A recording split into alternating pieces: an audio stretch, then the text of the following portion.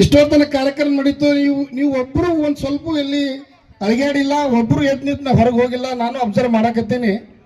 ನಿಜವಾಗಲೂ ಈ ಒಂದು ಶಿಸ್ತು, ಈ ಒಂದು ಸಂಸ್ಕೃತಿ, ಈ ಒಂದು ವಿನಯ ಸಿಗುವಂಥದ್ದು ಅಪರೂಪದ ಶಾಲೆಗಳಲ್ಲಿ ಅಪರೂಪ ಶಾಲೆ ನಿಮ್ಮ ಜ್ಞಾನ ಸಿಂಚನ ಶಾಲೆ. ನಾವು ಸಿಂದಗಿ ತಾಲೂಕಿನಾಗ ಈ ವಾರ್ಷಿಕ ಸ್ನೇಹ ಸಮ್ಮೇಳನ ಬಂತು, ಬೇರೆ ಬೇರೆ ಕಾರ್ಯಕ್ರಮ ಬಂತು ಅಂದ್ರೆ ಅನೇಕ ಗ್ಯಾದರಿಂಗ್ಗಳಿಗೆ ಫಂಕ್ಷನ್ಗಳಿಗೆ ಹೋಗ್ತಾ ಇರ್ತೀವಿ. ಅಲ್ಲಿ ಹೆಂಗಿರ್ತದ ಅಂತಂದ್ರೆ ಕೆಲವೊಂದು ಶಾಲೆಗಳು ಹೆಂಗಿರ್ತಾವ ಅಂದ್ರೆ ಹಿಂದಿನ ಕುರ್ಚಿಗಳೆಲ್ಲ ಖಾಲಿ ಆಗಿರ್ತಾವ. ಮತ್ತೆ ಯಾವಾಗ ತುಂಬ್ತಾವ ಅಂದ್ರೆ ಯಾವಾಗ ಮಕ್ಕಳು ಡ್ಯಾನ್ಸ್ ಮಾಡಕ್ಕೆ ಸ್ಟೇಜಿಗೆ ಬರ್ತಾರಲ್ಲ ಅವಾಗ ಮತ್ತೆ ಕುರ್ಚಿಗಳು ಫುಲ್ ಆಗ್ತಾವ. ಅದ್ರಲ್ಲಿ ಡ್ಯಾನ್ಸ್ ಇಲ್ಲ, ಹಾಡಿಲ್ಲ, ಭಜನಾ ಇಲ್ಲ, ಏನೂ ಇಲ್ಲ. ಆದ್ರೂ ಒಂದು ಕುರ್ಚಿ ಖಾಲಿ ಆಗಿಲ್ಲ ಅಂತಂದ್ರೆ ನಿಜವಾಗ್ಲೂ ಇಲ್ಲಿರುವಂತ ಪ್ರಾಧ್ಯಾಪಕ ಬಳಗ ನಿಮ್ಮನ್ನ ತಯಾರು ಮಾಡಿರುವಂತ ರೀತಿ ಏನದಲ್ಲ ಅದಕ್ಕೆ ನಾವೆಲ್ಲ ತಲೆ ಬಾಗಲೇಬೇಕು. ಒಳ್ಳೆ ಸಂಸ್ಕಾರ, ವಿನಯತೆ, ಶಿಕ್ಷಣ ಕೊಡುವಂತ ಸಂಸ್ಥೆ. ಇಂಥ ಗ್ರಾಮೀಣ ಪ್ರದೇಶದಲ್ಲಿ ಇಂಥ ಸಂಸ್ಥೆ ಕಟ್ಟಾರಂತಂದ್ರೆ ಒಳಗಾವ್ ಸರ್ ಬಹಳ ಪರಿಶ್ರಮ ಪಟ್ಟಾರ. ಇವತ್ತಿನ ಕಾಲದಾಗ ಒಂದು ಶಿಕ್ಷಣ ಸಂಸ್ಥೆ ಕಟ್ಟಿ ಬೆಳೆಸಬೇಕು ಅಂತಂದ್ರೆ ಅದು ಹುಡುಗಾಟಿಕೆ ಮಾತಲ್ಲ. ಅದಕ್ಕೆ ಎಷ್ಟು ಪ್ರಯತ್ನ ಅದ, ಎಷ್ಟು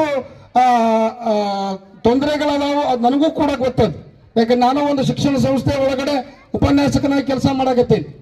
ಒಂದು ಶಿಕ್ಷಣ ಸಂಸ್ಥೆ ಜವಾಬ್ದಾರಿ ತಗೊಂಡು ಅದು ಇಂಥ ಗ್ರಾಮೀಣ ಪ್ರದೇಶದಲ್ಲಿ ಸಂಸ್ಥೆಯನ್ನು ಕಟ್ಟಿ ವಿದ್ಯಾರ್ಥಿಗಳಿಗೆ ವಿಜ್ಞಾನ ಮತ್ತು ಈ ಕಲಾ, ವಾಣಿಜ್ಯ ಮತ್ತು ವಿಜ್ಞಾನ ಶಿಕ್ಷಣ ಕೊಡುವಂಥದ್ದೇನಿದೆಯಲ್ಲ ಇದು ಸಣ್ಣ ಮಾತಲ್ಲ. ಪ್ರಾಧ್ಯಾಪಕರನ್ನ ಕರೆಸುವುದು, ಒಳ್ಳೆ ಶಿಕ್ಷಣ ಕೊಡುವುದು, ಒಳ್ಳೆ ಸಂಸ್ಕಾರ ಕೊಡುವುದು ನಿಜವಾಗ್ಲೂ ಇವತ್ತಿನ ಕಾಲದಲ್ಲಿ ಬಹಳ ದೊಡ್ಡ ಕೆಲಸ ಇದು. ಸೊ ಅಂತ ಕೆಲಸದಲ್ಲಿ ಬೋಳೆಗಾಂವ್ ಸರ್ ಮತ್ತು ನಮ್ಮ ಬಿಂಗೆ ಸರ್ ಒಳ್ಳೆ ಸಂಸ್ಥೆಯನ್ನ ಕಟ್ಟಿ ತಮಗೆಲ್ಲ ಉತ್ತಮ ಶಿಕ್ಷಣ ವ್ಯವಸ್ಥೆಯನ್ನು ಮಾಡಕತ್ತಾರೆ. ಅದು ತಾವೆಲ್ಲ ವಿದ್ಯಾರ್ಥಿಗಳು ಅದನ್ನ ಪಡ್ಕೊಳ್ಬೇಕು. ಇನ್ನು ಕೆಲವೇ ದಿನದ ಪರೀಕ್ಷೆಗಳು ಬಂತು. ಇವತ್ತಿಗೆ 27 ದಿನ ಬಾಕಿ ಉಳಿತಲ್ಲ. ಇವತ್ತಿಗೆ 27 ದಿನ, 28ನೇ ತಾರೀಕಿಗೆ ಪರೀಕ್ಷೆಗಳು ಪ್ರಾರಂಭ. ಪರೀಕ್ಷೆ ಅಂದ್ರೆ ಯಾರು ಹೆದರಬೇಡ್ರಿ. ಪರೀಕ್ಷೆ ಅಂದ್ರೆ ಅದು ವಿದ್ಯಾರ್ಥಿಗಳ ಪಾಲಿಗೆ ಭರವಸೆ, ವಿದ್ಯಾರ್ಥಿಗಳ ಭವಿಷ್ಯದ ಪಾಲಿಗೆ ಭರವಸೆ.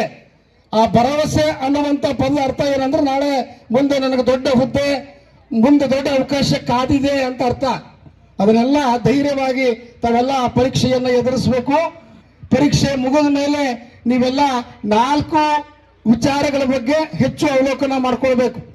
4 ವಿಚಾರಗಳು ಯಾವ್ಯಾವ ಅಂದ್ರೆ ಸರ್ ಹೇಳಿದ್ರು ಇಷ್ಟೊತ್ತನ, ಬಂಡಿ ಸರ್ ಹೇಳಿದ್ರು, ಅವಟಿ ಸರ್ ಹೇಳಿದ್ರು. ಏನು ಒಂದು 4ರಲ್ಲಿ ಒಂದೇನಪ್ಪ ಅಂದ್ರೆ ತಂದೆ ತಾಯಿಯ ಋಣ, ಆಮೇಲೆ ತಂದೆ ತಾಯಿಯ ಋಣ, ಆಮೇಲೆ ಶಿಕ್ಷಕರ ಋಣ, ಆಮೇಲೆ ಕಲಿತ ಶಾಲೆಯ ಋಣ, ಜೊತೆಗೆ ಈ ಸಮಾಜದ ಋಣ.